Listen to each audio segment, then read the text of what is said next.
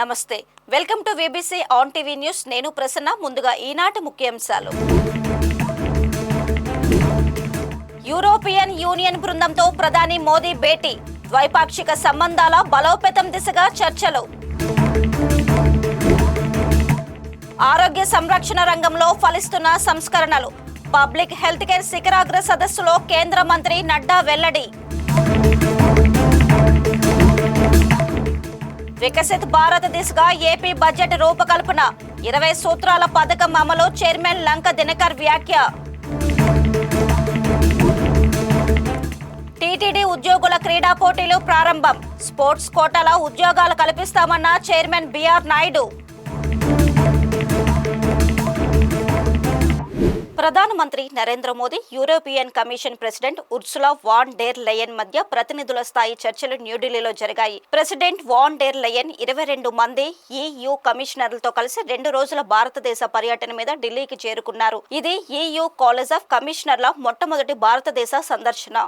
అనంతరం ప్రధాని మోదీ డెర్లెయన్ సమావేశం వివరాలను వెల్లడించారు. ఈ సందర్భంగా ప్రధాని మాట్లాడుతూ భారత్ ఐరోపా దేశాలు 2004 నుండి వ్యూహాత్మక భాగస్వాములుగా ఉన్నాయని, ఈ 2 దేశాల మధ్య ద్వైపాక్షిక సంబంధాలు విస్తృత శ్రేణిలో విస్తరించాయని చెప్పారు. ఈ సమావేశంతో ఇరు దేశాల మధ్య ద్వైపాక్షిక సంబంధాలను మరింత బలోపేతం కానున్నాయని పేర్కొన్నారు. వాణిజ్యం, పెట్టుబడి, వాతావరణ మార్పు, సైన్స్ అండ్ టెక్నాలజీ రంగాల్లో ఇరు దేశాల్లో భాగస్వామ్యాన్ని కలిగి ఉన్నాయని వివరించారు. గత దశాబ్దంలో ద్వైపాక్షిక వాణిజ్యం 90% పెరిగిందని ప్రధాని తెలియజేశారు. नेचुरल है, ऑर्गेनिक है. इसके मूल में ट्रस्ट है, लोकतांत्रिक मूल्यों में साझा विश्वास है, शेयर्ड प्रोग्रेस और प्रॉस्पेरिटी के लिए साझा कमिटमेंट है. इसी स्पिरिट में कल और आज अलग अलग सेक्टर की लगभग 20 मंत्री स्तर की बैठकें हुई है. विभिन्न क्षेत्रीय और वैश्विक मुद्दों पर सिंसियर और मीनिंगफुल चर्चा हुई है. हमारी पार्टनरशिप को एलिवेट और एक्सेलरेट करने के लिए कई महत्वपूर्ण निर्णय लिए गए हैं. Trade, technology, investment, innovation, green growth, security, skilling और मोबिलिटी पर सहयोग का एक ब्लूप्रिंट तैयार किया गया है. हमने अपनी टीम्स को एक पारस्परिक लाभकारी बायलैटरल फ्री ट्रेड एग्रीमेंट को, FTA को इस वर्ष के अंत तक संपन्न करने का निर्देश दिया है. फ्रेंड, इन्वेस्टमेंट फ्रेमवर्क मजबूत करने के लिए इन्वेस्टमेंट प्रोटेक्शन और GI एग्रीमेंट पर भी आगे बढ़ने की बात हुई है. टेक्नोलॉजी और इनोवेशन के क्षेत्र में एक ट्रस्टेड और सिक्योर वैल्यू चेन हमारी साझी प्राथमिकता है. Semiconductor, AI, high performance computing और 6G में सहयोग बढ़ाने पर भी सहमति बनी है.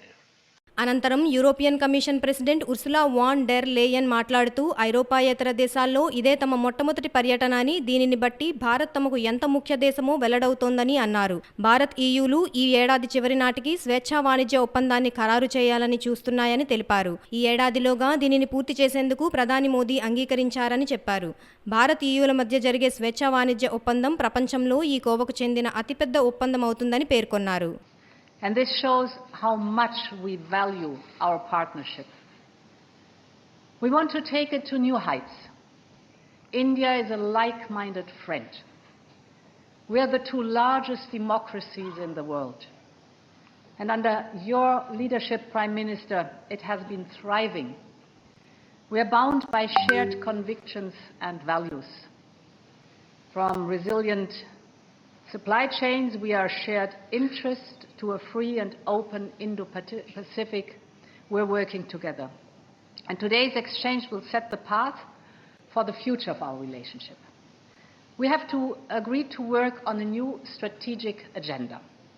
And I see three main avenues. First, we will work together on economic growth. The potential is immense.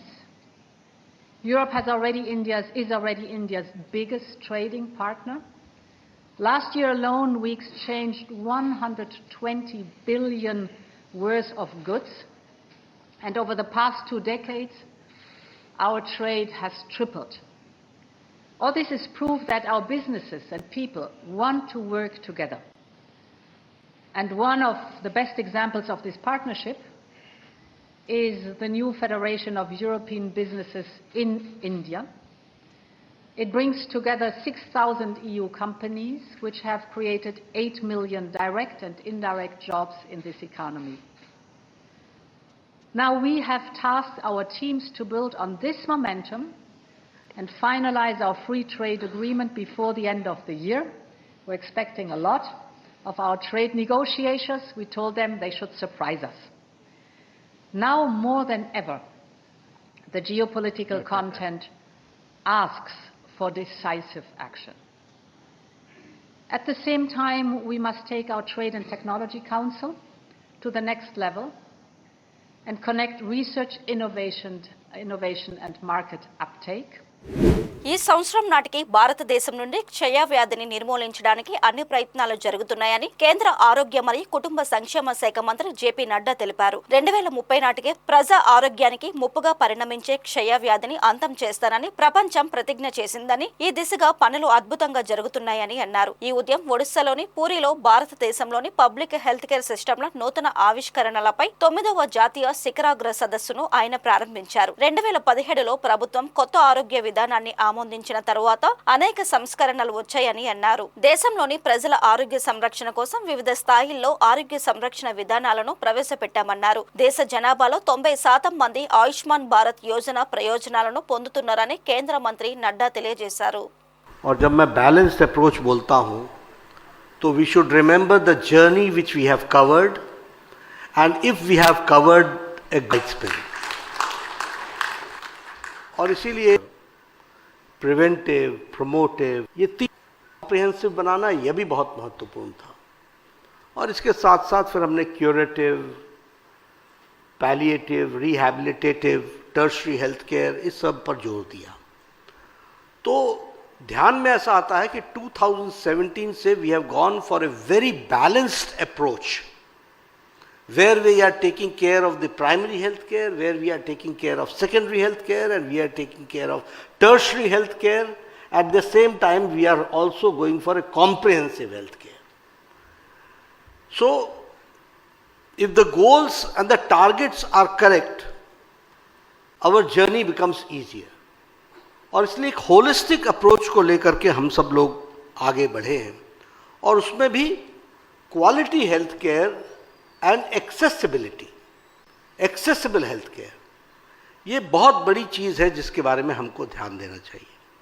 और नेशनल हेल्थ मिशन ने जो प्राइमरी हेल्थ केयर में काम किया, विशेष करके आयुष्मान आरोग्य मंदिर में जो काम चल रहा है, ये भारत, देखिए, when we talk about India, we don't talk about the country which has got a 5 million population, 10 million population. When we talk about 1.4 billion population.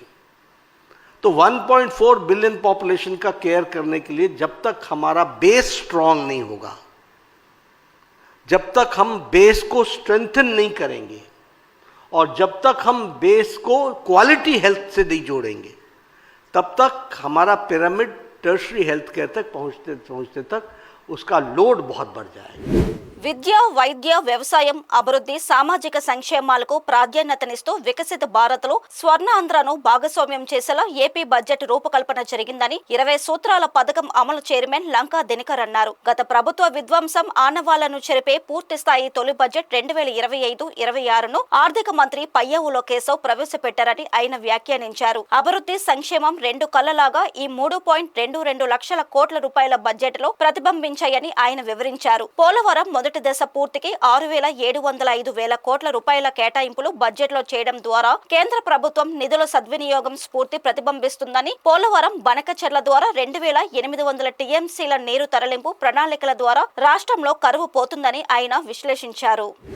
Sports కోటాలో ఉద్యోగాల భర్తీ ద్వారా యువతకు అవకాశాలు కల్పిస్తామని టీటీడీ చైర్మన్ బిఆర్ నాయుడు తెలిపారు. ఉద్యోగుల వార్షిక క్రీడా పోటీల ప్రారంభ కార్యక్రమానికి ఆయన ముఖ్య అతిథిగా హాజరయ్యారు. టీటీడీ ఉద్యోగులు జాతీయ, అంతర్జాతీయ గేమ్స్ అండ్ స్పోర్ట్స్లలో విజేతలుగా నిలిచే స్థాయికి తయారు కావాలని ఆకాంక్షించారు. వచ్చే ఏడాదికి టీటీడీ ఉద్యోగులతో పటిష్టమైన క్రీడా టీములను తయారు చేయాలని టీటీడీ చైర్మన్ ఆకాంక్షించారు. ప్రతి ఏడాది ఆటల పోటీలు నిర్వహించడం వల్ల ఉద్యోగులు శారీరకంగా దృఢంగా ఉంటారన్నారు. టీటీడీ ఉద్యోగులకు స్పోర్ట్స్ కాంప్లెక్స్ నిర్మించేందుకు చర్యలు చేపడతామన్నారు. ఇప్పుడు నేను చూస్తున్నాను ఎంప్లాయీస్, అందులో యూత్ చాలా తక్కువ ఉన్నారు. యూత్ను కూడా బాగా మనం పెంచాలి. ఎట్లా పెంచాలి అంటే ఇయర్లీ స్పోర్ట్స్ కోటా కింద టీటీడీలో కొంతమందిని ఎంప్లాయీస్ని తీసుకుంటే బాగుంటుంది అనేది ఒక 7 విభాగాలు తీసుకొని వాళ్ళే ట్రైనింగ్ ఇస్తారు. ఎందుకంటే ఇదివరకు నేను పనిచేసినటువంటి సంస్థలో ఆ అనుభవంతో చెప్తున్నా, నేను స్పోర్ట్స్ మ్యాన్ కాదు, కానీ స్పోర్ట్స్ అన్ని రకాల స్పోర్ట్స్ నేను మేనేజ్ చేసి ఆడించి ఎన్నో ప్రైజులు తీసుకొచ్చాం మేము. కాబట్టి యువ గారు కానీ, అడిషనల్ యువ కానీ దీని మీద దృష్టి పెట్టి సంవత్సరానికి ఇంతమంది అని చెప్పి రిక్రూట్ చేసుకుంటే వాళ్ళు ఈ ఉన్న ఎంప్లాయీస్కి ట్రైనింగ్ ఇచ్చి వాళ్ళు బాగా ట్రైన్ అప్ అయి స్టేట్కి ఆర్ నేషనల్కి పార్టిసిపేట్ చేసే స్థాయిలో ఎదిగితే అప్పుడు టీటీడీకి మంచి పేరు వస్తుంది. కాబట్టి ఆ దిశగా కూడా ఆలోచన చేద్దాం. ఏదో సంవత్సరానికి వచ్చాము, 4 రోజులు ఇక్కడ ఏదో వచ్చాము, ఆడిచ్చాము, పోయాము అనేది కాకుండా టీటీడీ అంటే ఒక ప్రిస్టేజ్ ఉండాలి. నేను చాలా సంస్థలను చూశాను, చిన్న సంస్థలు కూడా చాలా బాగా రాణించారు, మంచి మంచి ప్లేయర్లు అయ్యారు, నేషనల్కి ఆడారు, ఇంటర్నేషనల్కి ఆడారు. కాబట్టి ఆ విధంగా వృద్ధి చెందితే బాగుంటుంది అనేది నా యొక్క అభిప్రాయం. ఇప్పుడే అడిషనల్ ఈవో గారు కూడా చెప్తున్నారు, పైన కూడా టీటీడీ ఎంప్లాయీస్ చాలామంది ఉంటున్నారు, 3 రోజులు 4 రోజులు అక్కడే. వాళ్ళకు కూడా ఆ ఓఆర్ఆర్ దగ్గర ప్లేస్ ఉంది, అక్కడ కూడా ఒక స్పోర్ట్స్ కాంప్లెక్స్ కడితే బాగుంటుందనేది ఆయన సలహా ఇచ్చారు. తప్పకుండా దీన్ని బోర్డు దృష్టికి తీసుకెళ్ళి ఇవన్నీ చేద్దాం. నాకు ఇప్పుడు ఏ గేమ్స్ ఉన్నాయో కూడా నాకు ఐడియా లేదు. దాని మీద నేను ఒకరోజు వస్తాను, మీతో అందరితో కూర్చుంటాను. లేదంటే బయట నుంచి ట్రైనర్స్ని తెప్పించి నెక్స్ట్ ఇయర్ కల్లా ఒక మంచి టీం కావాలి టీటీడీ. అందరూ కూడా నెక్స్ట్ ఇయర్ వచ్చే లోపల మనం మీకు టీటీడీ స్పోర్ట్స్ వింగ్ అనేది బాగా అభివృద్ధి చెందాలని చెప్పి కోరుకుంటున్నాను. కట్టమంచి రామలింగారెడ్డి కలల పంట ఆంధ్ర యూనివర్సిటీని పలు సమస్యలు వెంటాడుతున్నాయి. గత ప్రభుత్వ హయాంలో ఇక్కడ వీసీగా పనిచేసిన ప్రొఫెసర్ ప్రసాద్ రెడ్డి ఏయూని భ్రష్టు పట్టించారని సర్వత్రా ఆరోపణలు రావడం తెలిసిందే. ఈ నేపథ్యంలో కూటమి ప్రభుత్వం రాష్ట్రంలో పలు యూనివర్సిటీలకు కొత్త వైస్ ఛాన్సలర్లను నియమించడం తెలిసిందే. ఏయూ కొత్త వీసీగా నియమితులైన ప్రొఫెసర్ రాజశేఖర్ మార్చి 1వ తేదీన బాధ్యతలు స్వీకరిస్తారు. ఈ ఏడాది ఏప్రిల్ నుంచి జరిగే ఏయూ శతాబ్ది వేడుకల నేపథ్యంలో వీసీగా వస్తున్న రాజశేఖర్ కి పలు సమస్యలు సాదరంగా స్వాగతం పలుకుతున్నాయి. యూనివర్సిటీ చుట్టుపక్కల ఆక్రమణల బెడద రావణ కాష్టంగా నిప్పులేని పొగ మాదిరిగా రగులుతూనే ఉంది. ఏయూ ప్రొఫెసర్లు, ఉద్యోగులు పలు రాజకీయ పార్టీల్లో బహిరంగంగానే తిరగడం పెద్ద తలనొప్పిగా పరిణమిస్తోంది. గత ప్రభుత్వ హయాంలో పవిత్ర విశ్వవిద్యాలయంలో దివంగత సీఎం రాజశేఖర్ రెడ్డి విగ్రహం ఏర్పాటు ఇప్పటికీ విమర్శలకు తావిస్తుంది. ఇక ఏయూలో ఖాళీగా ఉన్న ప్రొఫెసర్ పోస్టులు భర్తీకి గత వైసీపీ ప్రభుత్వం నోటిఫికేషన్ ఇచ్చినా సరే కోర్టు కేసుల కారణంగా సాకారం కావడం లేదు. ఉన్న ప్రొఫెసర్లు కూడా తరగతి గదుల్లో కాకుండా రాజకీయాలు, ఫైనాన్స్, రియల్ ఎస్టేట్ వంటి రంగాల్లో బిజీగా ఉంటున్నారు అన్నది బహిరంగ రహస్యమే. గత ఏడాది హిందీ విభాగం అధిపతి ప్రొఫెసర్ సత్యనారాయణ మీద వచ్చిన లైంగిక వేధింపుల ఆరోపణలకు గాను ఏయూ యాజమాన్యం గత నెలలో జాతీయ మహిళా కమిషన్ వద్ద వివరణ ఇచ్చుకోవాల్సి వచ్చింది. ఏయూ ప్రొఫెసర్ల మీద గతంలో కూడా పలు ఆరోపణలు రావడం తెలిసిందే. కూటమి ప్రభుత్వం వచ్చాక కొన్ని నెలలు ఉద్యోగులు, అధ్యాపకులు, పెన్షనర్లు వేతనాలు, పింఛన్లు అందక అవస్థలు పడ్డారు. ఏయూ ప్రొఫెసర్లు, ఉద్యోగులు సక్రమంగా విధులు నిర్వహించరు అన్న అపవాదు ఉండనే ఉంది. ఇన్ని సమస్యలు చుట్టుముట్టినా ఏయూని కొత్త వీసీ రాజశేఖర్ ఎంతవరకు గాడిలో పెడతారు అన్నది వేచి చూడాల్సిందే. పట్టిసీమలోని దేవకోట పర్వతం అనే కొండపై శ్రీ వీరేశ్వర స్వామి ఆలయం ఉంది. వివిధ కథల ప్రకారం వీరభద్రుడు శివుని జుట్టు గుచ్చం నుండి జన్మించాడు. ఈ ఆలయాన్ని దర్శించడానికి వచ్చే భక్తులు నదిని దాటడానికి పడవలో ప్రయాణించాలి. ఇది పంచరామ క్షేత్రాలలో ఒకటి కాగా మిగిలిన 4 కేదార్నాథ్, కాశీ, కాళహస్తి, శ్రీశైలం వద్ద ఉన్నాయి. ప్రసిద్ధి చెందిన ఈ ఆలయం రాజమండ్రి నుంచి 45 కిలోమీటర్ల దూరంలో ఉన్న ఈశ్వర స్వామి ఆలయంలో దేవి భద్రకాళి విగ్రహం కూడా ఉంది. ఈ ఆలయంలోని ప్రధాన దేవతలు వీరభద్రస్వామి, భద్రకాళి మహాదేవుడు లేదా శివుడు వీరభద్రేశ్వర స్వామి సతీదేవిగా స్వయంభూగా దర్శనమిస్తాడు. అతని భార్య భద్రకాళి దేవత. ఆలయ చరిత్ర ప్రకారం గౌతమ బుద్ధుడు ఇక్కడ ధ్యానం చేశారు. గోదావరి నది మధ్యలో ఒకదానికొకటి ఎదురుగా 2 కొండలు ఉన్నాయి. పట్టిసీమ ఉత్తర కొండను మహానదేశ్వర స్వామి దేవాలయమని, దక్షిణ కొండను పట్టిసీమ అని పిలుస్తారు. పురాణాల ప్రకారం దక్షుడు తాను నిర్వహించిన యజ్ఞానికి శివుడిని ఆహ్వానించలేదు. ఇది తెలుసుకున్న సతీ శివుడు యజ్ఞానికి వెళ్లవద్దని కోరినప్పుడు కూడా ఆహ్వానం లేకుండా యజ్ఞానికి వెళ్ళింది. సతి యజ్ఞాస్థలానికి చేరుకుని తన తండ్రి దక్షుడిని శివుడిని ఆహ్వానించకపోవడానికి కారణం ఏమిటని అడిగింది. దక్షుడు మిగతా దేవతలందరినీ ఆహ్వానించాడు. దక్షుడు శివుడిని అవమానించాడు. సతి శివుని మాట విననందుకు కోపంగా, విచారంగా ఉంది. సతి తనను తాను కాల్చుకుంది. సతి మరణ వార్త విని కోపానికి గురైన శివుడు తన తల నుండి ఒక వెంట్రుకను తీసి నేలపై పగలగొట్టి దానిని తన కాలుతో 2గా విరిచాడు. దాని నుండి వీరభద్రుడు, భద్రకాళి బయటకు వచ్చారు. యజ్ఞాన్ని నాశనం చేసి దక్షుడిని చంపమని శివుడు వీరభద్రుడిని ఆదేశించాడు. వీరభద్రుడు పట్టిసా అనే ఆయుధంతో దక్షుని తలను నరికి చంపాడు. దక్షుడిని చంపిన తరువాత కూడా వీరభద్రునికి కోపం తగ్గలేదు. అగస్త్యముని తన చేతులతో వీరభద్రుడిని కౌగలించుకుని శాంతింపజేశాడు. అగస్త్యముని వీరభద్రుడిని కొండపై స్థిరపడమని కోరగా వీరభద్రుడు అంగీకరించి అక్కడ శివలింగ రూపంలో ప్రత్యక్షమయ్యాడు. అగస్త్యముని కూడా జడలేని పొడవాటి వెంట్రుకలను సేకరించి లింగ రూపంలో ఉన్న వీరభద్రుని నుదిటిపై ముడివేశాడు. వీరభద్రస్వామి ఈ గోదావరి నదిలో తన పట్టిసం శుభ్రం చేసుకున్నాడు. అందుకే ఈ ప్రదేశాన్ని పట్టిసం లేదా పట్టిసాచల క్షేత్రం అని పిలుస్తారు. అందుకే ఈ కొండ అన్ని దేవాలయాల కంటే ప్రాముఖ్యతను సంతరించుకుంది. ఏటా మహాశివరాత్రికి అధిక సంఖ్యలో భక్తులు వస్తారు. కొందరు భక్తులు వీబీసీ ఆన్ టీవీ వద్ద తమ అభిప్రాయాలు వ్యక్తం చేశారు. పంచక్షేత్రాల్లో ఒకటైనటువంటి క్షేత్రం ఈ పట్టిసాచల క్షేత్రం. ఈ క్షేత్రం యొక్క పవిత్రతని చెప్పాలంటే స్థల పురాణంలో వ్యాసుల వారు రాశారు. శ్రీశైలం, కాశీ, కేదారం, కాళహస్తిం చ పట్టసం పంచక్షేత్రే పటే నిత్యం సర్వపాప వినశ్యతి.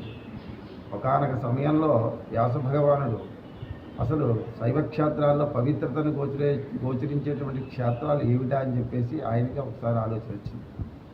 ఆ ఆలోచనకి ఆయన తన దివ్య దృష్టితో చూస్తే ఈ 5 ఆయన కంటికి కనిపించాయి. శ్రీశైలం, కాశీ, కేదారం, కాళహస్తించ పట్టసం. అప్పుడు వెంటనే ఆయన ఈ స్థల పురాణంలో ఈ శ్లోకాన్ని లిఖించారు. ఈ 5 స్మరించినట్టయితే సర్వపాపాలు నశిస్తాయని చెప్పబడింది. ఇప్పుడు మనం పట్టసం గురించి చెప్పాలంటే ఇప్పుడు మనం ఉన్నటువంటి ఈ పర్వతం పేరు దేవకోటాచల పర్వతం. ఈ పర్వతం ఒకానొక సమయంలో పరమేశ్వరుని గురించి తపస్సు చేసి ఆ యొక్క కైలాస పర్వతానికి ఇచ్చినట్టుగానే పవిత్రత నాకు కూడా ఇమ్మని కోరినాడు. అప్పుడు పరమేశ్వరుడు, ఓ దేవకోట, సమయం వరకు వేచి ఉండు, సమయం వచ్చినప్పుడు నీ పర్వతానికి. అదే శివపురాణంలో దక్షయజ్ఞ సమయం. దక్ష ప్రజాపతిని సంహరించడానికని చెప్పేసి పరమేశ్వరుడు తన జటాజూటంలోంచి వీరభద్రుడిని ఉద్భవింపచేసి వీరభద్రుడికి పట్టసము అనేటువంటి ఒక ఆయుధాన్ని చేతికిచ్చి దక్షుని సంహరించమన్నాడు. వీరభద్రుడు ఉగ్రావేశంగా వెళ్ళి దక్షయజ్ఞం నాశనం చేసి దక్షుని సంహరించాడు. ఆ దక్ష సంహారం అయిన తర్వాత ఆ ఖడ్గాన్ని విసిరేశాడు. విసిరేస్తే ఆ ఖడ్గం వచ్చి ఈ యొక్క దేవకోటాచల పర్వతం యొక్క శిఖర భాగానికి దిగబడిపోయింది. వీరభద్రుడు గగనాన్ని వచ్చి ఆయుధాన్ని తీయబోయేసరికి ఆయుధంతో పాటు పర్వతం కూడా ఫెళఫెళ లేచి చేతిలోకి వచ్చేసింది. అటువంటి పర్వతాన్ని, అంత ఎత్తైన బరువైన పర్వతాన్ని పట్టసమనే ఆయుధమనే పిడిచేత పట్టుకుని ప్రళయ ఉగ్రతాండవం చేశాడు వీరభద్రుడు. ఆ ఉగ్రతాండవానికి దేవతలందరూ అడిలెత్తిపోయారు. ప్రకృతి అల్లకల్లోలమైంది. భూమి అంతా కూడా ఇంత పర్వతం భూమిలోంచి పైకి రావడం వలన భూమి అంతా కూడా కంపించిపోయింది. ఇటువంటి పరిస్థితుల్లో దేవతలందరూ వెళ్ళి అగస్త్య మహాముని శరణు వేడారు. అప్పుడు అగస్త్యుల వారు వచ్చి వీరభద్ర గగనాల్లో గంతులు వీరతాండవం చేస్తున్నటువంటి వీరభద్రుని పైకి చూసి, వీరభద్ర శాంతించు, దక్ష సంహారం కోసం ఉద్భవించావు, దక్ష సంహారం అయిపోయింది. అయితే ఒకానొక సమయంలో నీ చేతిలో ఉన్న దేవకోటాచల పర్వతానికి పవిత్రత ఇస్తానని చెప్పి మాట ఇచ్చారు పరమేశ్వరుడు. మాట ఇవ్వలేదు కానీ పర్వతాన్ని ఊడదీక బంతిలా ఆడుకుంటున్నావు అని చెప్పేసరికి వెంటనే ఆ మాటలు విన్న వీరభద్రుడు ఆ పర్వతాన్ని విడిచిపెట్టేశాడు. ఆ పిడితో ఆ పట్టసమైన ఆయుధము, ఆ పర్వతము శిఖర భాగము భూమిలోకి పుచ్చుకునిపోయాయి. అప్పుడు వీరభద్రుడు ఆ పర్వతం యొక్క అడుగు భాగం పైకి లేచి కొన్ని దిగి ఆ అగస్త్య మహాముని మాటలను మన్నించి సరిగ్గా అప్పుడు అగస్త్యుల వారు సంతోషించి, వీరభద్ర నా మాటలను మన్నించి శాంతించావు కనుక అని చెప్పి ఆలింగనం చేసుకున్నారు సంతోషంగా. ఆలింగనం చేసుకున్నట్టుగా ఆ లింగాకారం మీద బాహువుల యొక్క ముద్ర మనకి నేటికి కనిపిస్తూ ఉంటాయి. ఆయన దక్షయజ్ఞం నాశనం చేసి దక్షిణ సంహరించి రావడం చేత ఆ యొక్క పైకిన్న శిఖముడి ఆ జడల ముడులన్నీ కూడా శిఖముడి కింద చుట్టారు. మనకి లింగాకారం మీద శిఖ జుట్టు శిఖముడి, ఆ లింగాకారం మధ్య భాగంలో అగస్త్యుల వారు ఆలింగనం చేసుకున్నట్టుగా బాహువుల యొక్క ముద్ర నేటికి మనకి సింహాలుగా కనిపిస్తూ ఉంటాయి. తరువాత జాంబవంతుని యొక్క కోరిక మేరకు భావనారాయణ స్వామి ఇక్కడ క్షేత్రపాలకుడిగాను, క్షేత్రాధిపతిగా వీరభద్రుడు, వీరేశ్వరుడుగాను ఈ పర్వతం మీద శివకేశవులిద్దరూ కొలువు తీరి ఉన్నారు. ముందే దేవుడు, తర్వాతే గోదావరి నది. గౌతమ మహాముని గోదావరి నదిని తీసుకువస్తున్న సమయంలో పర్వతం యొక్క క్షేత్రాన్ని చూసి ముమ్మార్లు ప్రదక్షిణ చేశారు. ఆయనతో పాటు వెంట వస్తున్న గోదావరి కూడా ముమ్మార్లు ప్రదక్షిణం చేసి మేము ప్రతి సంవత్సరం ఇక్కడ ఈ గుడికి వస్తామండి. పట్టు వీరన్న బాబు గుడి అంటాం. మా పెద్దలు మా మేము పట్టు వీరన్న బాబు అంటాము. ఇక్కడ ఏ కోరికలు కోరుకున్నా అన్నీ నెరవేరుతాయండి. ఇప్పుడు సౌకర్యాలు వచ్చాక ట్రాక్టర్లు ఎక్కి వస్తున్నాం, కానీ ఇది వరకైతే మేము నడుచుకుంటానే వచ్చేవాడు ఎన్ని కిలోమీటర్లు అయినా సరే.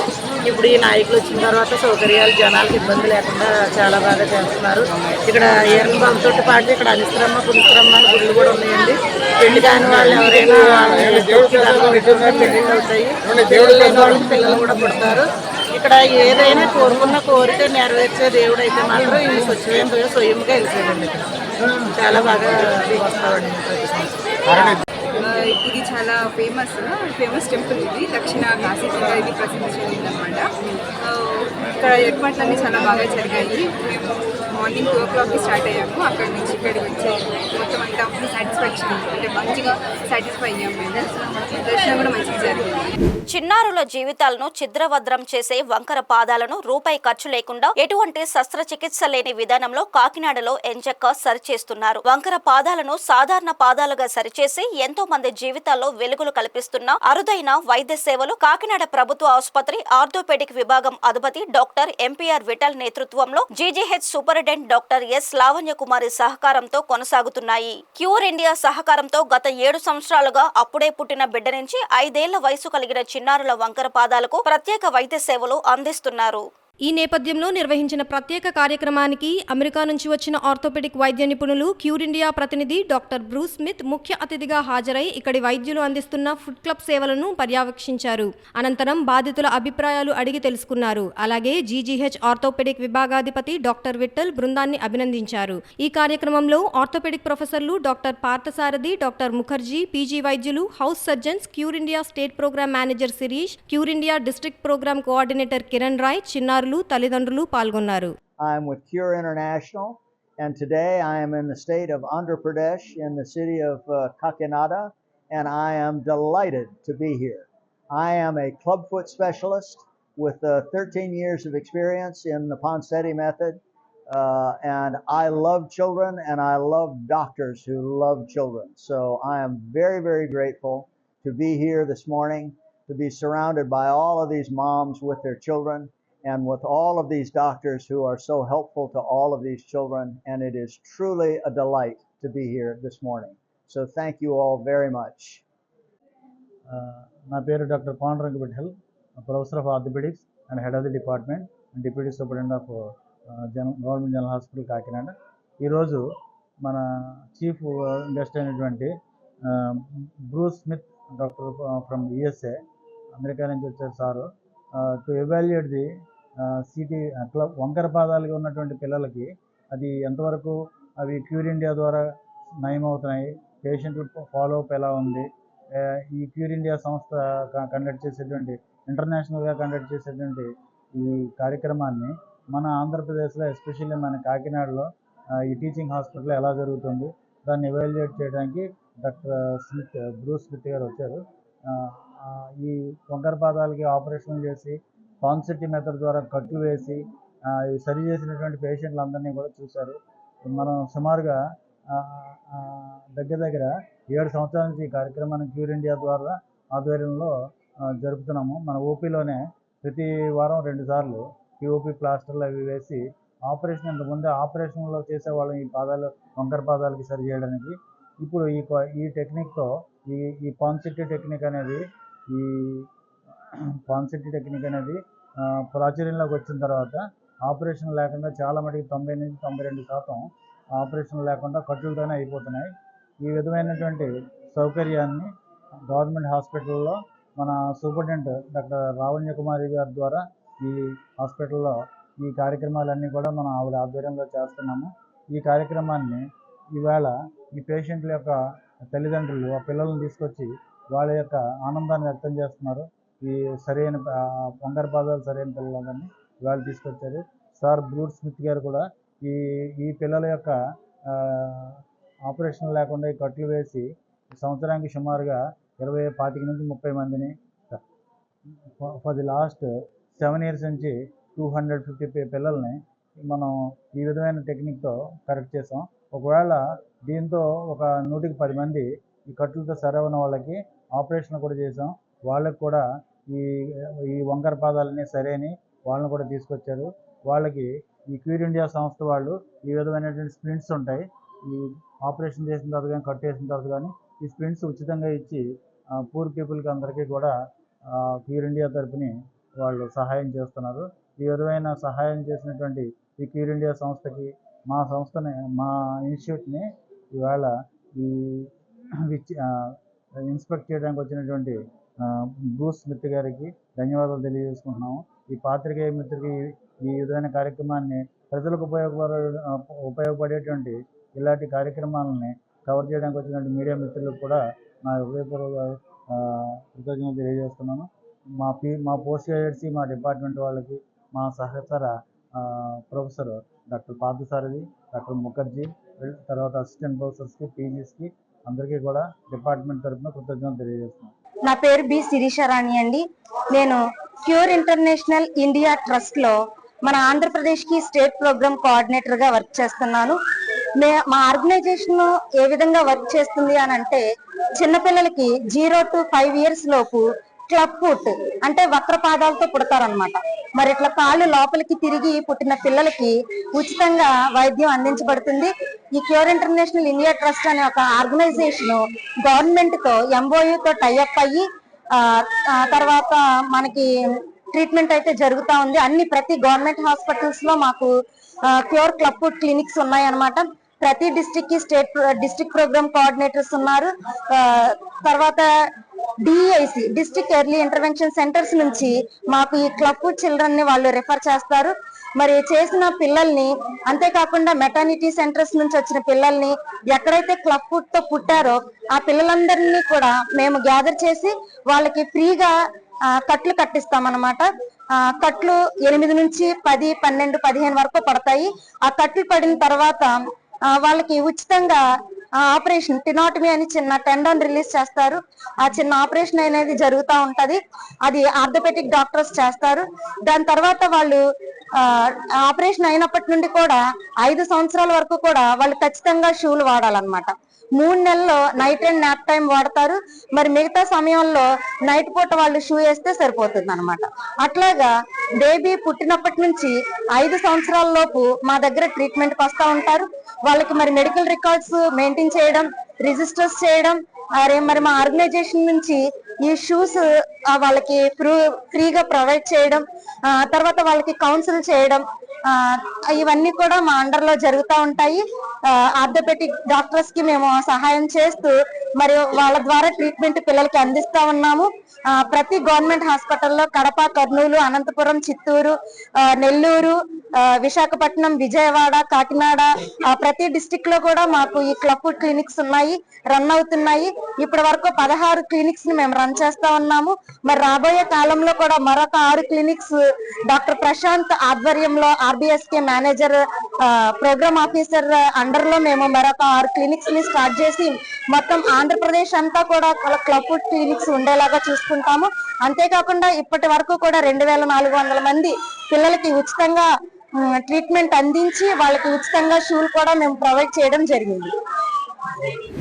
రాష్ట్ర ప్రభుత్వం ప్రవేశపెట్టిన బడ్జెట్ వల్ల మహిళలకు, నిరుద్యోగులకు ఎలాంటి ప్రయోజనం లేదని ప్రజాశాంతి పార్టీ అధ్యక్షుడు KA పాల్ అసంతృప్తి వ్యక్తం చేశారు. విశాఖలో మీడియా సమావేశం నిర్వహించిన ఆయన కేంద్ర రాష్ట్ర ప్రభుత్వాల తీరుపై మండిపడ్డారు. ఎన్నికలకు ముందు హామీలు ఇచ్చినప్పుడు రాష్ట్రానికి ఉన్న అప్పుల లెక్కలో చంద్రబాబుకు తెలియదా అంటూ దుయ్యబట్టారు. జగన్ తో పాటు అతని సహచర వైసీపీ ఎమ్మెల్యేలు అసెంబ్లీకి వెళితేనే ఆ మాత్రమైనా ప్రశ్నించే అవకాశం అంటూ ఉంటుందని పాల్ వ్యాఖ్యానించారు. స్టీల్ ప్లాంట్ 8 లక్షల కోట్లు దమ్మిస్తుంటే 5 ఆర్డర్లు తీసుకొచ్చి ఆపిన వ్యక్తి నేను ఒక్కడనే. ఇప్పటికీ కూడా స్టీల్ ప్లాంట్ అమ్మకుండా ఏపీ హైకోర్టులో స్టేటస్ కో ఉంది. ఇప్పుడు మనకి ఇచ్చిన ఆదాయం ఏంటి? పోలవరానికి కానీ స్టీల్ ప్లాంట్కి కానీ అప్పులు సర్వనాశనం అయిపోయింది. అందుకే ఈరోజు బడ్జెట్ ఆంధ్రప్రదేశ్లో ఇంత అధ్వానంగా ఉంది. ఏంటి? నిరుద్యోగులకు 3,000 రూపాయలు ఇస్తానన్నారు చంద్రబాబు. 20 లక్షల ఉద్యోగాలని సంవత్సరం అయిపోతుంది. 20,000 ఉద్యోగాలు కాదు, 20 ఉద్యోగాలు ఇవ్వలేదు.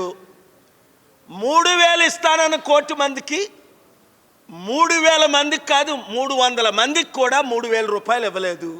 ఈరోజు బడ్జెట్లో చూస్తే మీరు ఏ విధమైన మహిళలకు పెన్షన్లు అన్నారు, ఇవ్వట్లేదు. అంతకంటే ముఖ్యం, కుటుంబంలో 4 ఉంటే 4 15,000 60,000. తల్లికి వందనం అన్నాడు, తండ్రికి అప్పడాలు అన్నాడు. తల్లికి వందనం లేదు, తండ్రికి అప్పడాలు లేవు, తాతకి ఫ్లయింగ్ కిస్సులు ముద్దులు తప్ప ఏమీ లేవు. ఏడుస్తున్నాడు. ఖజానా ఖాళీ అయిపోయింది. అప్పుడు నీకు తెలీదా? 10 లక్షల కోట్ల అప్పున్నది 13 లక్షల కోట్లు అని అబద్ధం ఆడేవే చంద్రబాబు నాయుడు. అప్పుడు నువ్వు ఇవన్నీ చేయలేవు, మనం కలిసి చేద్దాం అంటే నువ్వు చేతులు కలిపావా? మోదీతో కలిపావు. ఆ సిగ్గులేని పవన్ కళ్యాణ్ ఆడు యూజ్లెస్ ఫెలో, వాడు రాష్ట్రాన్ని సర్వనాశనం చేశాడు. అందుకే వాడు సోల్జర్స్ అందరూ వాడిని తిడుతున్నారు. ఈరోజు ఆంధ్రప్రదేశ్ బడ్జెట్ మహిళలకి ఏముంది, నిరుద్యోగులకి ఏముంది, రైతులకి ఏముంది? ఇప్పుడంతా సర్వే చేస్తారట, వచ్చే సంవత్సరం తర్వాత ఏదో చేయడానికి ప్రయత్నిస్తారట. 2027లో జమిలీ ఎలక్షన్స్ వచ్చే ముందు మరొక డ్రామా ఆడతారు. సృష్టికర్తను, నేను సంపాదిస్తున్నాను, నాకు అనుభవం ఉంది, దేశంలో మోదీకి లేని అనుభవం అన్న చంద్రబాబు నాయుడు సృష్టిస్తా మీ అందరికీ పంచుతా అన్నాడు. ఇప్పుడు మీకు ఎవరైనా సృష్టించడం తెలిసే ఎలాగ డబ్బు క్రియేట్ చేయాలి? నా చెవులో చెప్పండి. మా అందరికి చెవులో పువ్వులు పెట్టి ఇప్పుడు నీ చెవులో మేము చెప్పాలా ఎలా డబ్బు సంపాదించాలో? నేను చెప్తా. చెవులో చెప్పమంటే చెవులో చెప్తా, మీడియా ద్వారా చెప్పమంటే మీడియా ద్వారా చెప్తా. మీ ఇంటికి రమ్మంటే మీ ఇంటికి వస్తే చంద్రబాబు నాయుడు ఇప్పుడైనా నీకు చిత్తశుద్ధి ఉంటే నేను చెప్పినట్టు చేస్తే 1 సంవత్సరంలో మోదీ నీ అవసరం మాకు లేదు, 100,000 కంపెనీలు నేను తీసుకొచ్చానని నీకే కదా తెలుసు, అందరికంటే ఎక్కువ. గూగుల్, మైక్రోసాఫ్ట్ తీసుకొచ్చి 30 లక్షల ఉద్యోగాలు, దాదాపు 700 కంపెనీలు హైదరాబాద్లో తెచ్చింది. వైజాగ్లో తేలేమా? అసలు ఆంధ్రప్రదేశ్లో మనకి ఎంత మంచి పోర్టులు కట్టుకోగలం. ఆంధ్రప్రదేశ్ని దేశంలో మోస్ట్ వెల్తియెస్ట్ స్టేట్ చేయగలం. సో బడ్జెట్ చాలా విచారకరమైనది. మోదీకి సరెండర్ అవడం చాలా విచారకరమైనది. డీలిమిటేషన్ ద్వారా వీళ్ళు అపోజ్ చేయకపోవడం, పవన్ కళ్యాణ్ కానీ చంద్రబాబు కానీ ఇక్కడ జగన్ కానీ కేసీఆర్ కానీ రేవంత్ రెడ్డి కానీ అపోజ్ చేయకపోవడం చాలా విచారం. సో నా సలహా ఏంటంటే జగన్ తమ్ముడికి, నువ్వు అసెంబ్లీకి వెళ్ళు, ఎవరి సలహాలో వినొద్దు, సొంత బుర్ర వాడు, పోరాడు, తప్పులేదు. వాళ్ళే జోకులు వేస్తారు, వాళ్ళకి ఇంకో పని లేదు, వాళ్ళు ఏయో స్టోరీలు చెప్తారు, వాళ్ళకి ఇంకో పని లేదు, విను పర్వాలే. కానీ పోరాడు ప్రజల కొరకు. అసెంబ్లీ ఎమ్మెల్యే అయింది అసెంబ్లీకి వెళ్ళడానికి, ఎంపీ అయింది పార్లమెంట్కి వెళ్ళడానికి. ఏదో అటెండెన్స్ 6 నెలలకోసారి వెళ్ళి అటెండెన్స్ వేయించుకొని వస్తే దానివల్ల నష్టమే కానీ ప్రజలకి, వైసీపీ పార్టీకి వారి ఉద్దేశమే అపోజిషన్ లేకుండా చేయాలని. మరలా నీకు మోదీ కరుణిస్తాడని అనుకోవద్దు. మోదీ అజెండా వేరా, చంద్రబాబు నాయుడు అజెండా వేరా, పవన్ కళ్యాణ్ అజెండా అందరికీ తెలుసు. ఇప్పుడే బీజేపీ సెంటర్లో ఓడిపోతే వెంటనే బయటకు వచ్చేస్తాడు పవన్ కళ్యాణే. నేను అన్నాను కదా, నేను ముస్లింని అన్నాను కదా, నేను బీఫ్ తిన్నాను కదా, క్రిస్టియన్, నేను జోర్డన్లో బాప్టిజం తీసుకున్నాను కదా, నా పిల్లలు క్రిస్టియన్స్ అన్నాను కదా. వాళ్ళని పరీక్షించడానికే బీజేపీతో నేను చేతులు కలిపాను. అసలు నేను సనాతననే కాదు, నేను సెక్యులర్ని అంటాడు పవన్ కళ్యాణ్. దీన్ని మీరు 3 కోట్ల మందికి వైరల్ చేసుకోండి. 30 సెకండ్ల బయట. ఈ వార్తలు ఇంతటితో సమాప్తం. మరిన్ని విశేషాలతో మళ్ళీ కలుద్దాం.